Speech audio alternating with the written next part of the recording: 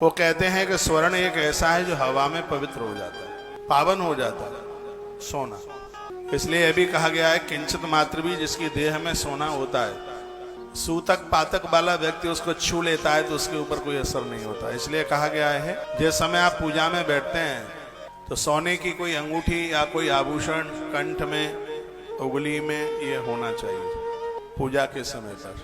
पुरुष के दाहिने हाथ में सोना बहुत प्रभावशाली होता है, मातृ शक्ति के बाएं हाथ में, बाएं हाथ की उंगलियों में अंगूठी, दाहिने हाथ में पुरुष के लिए।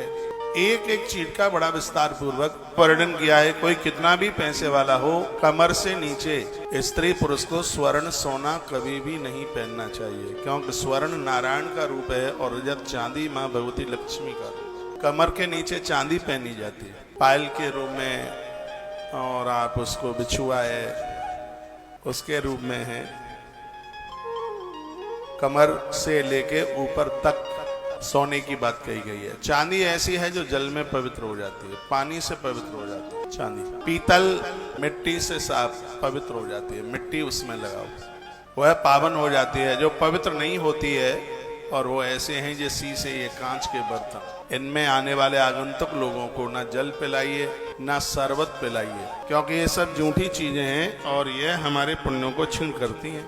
तो मार्जनाद यज्ञ पात्राणाम पाड़नाम यज्ञ कर्मणि चमसानाम ग्रहणाम च शुद्धिम प्रक्षलनेन च। यज्ञ के पात्रों को धूप बत्ती, दिया बत्ती, आरती, शंख, घंटी, पूजा की थालियां, यह नित्य शुद्ध होना चाहिए। यह एक दिन पहले आपने साफ करके रख दिया है, फिर भी उनको आपको जल दिखाना पड़ेगा।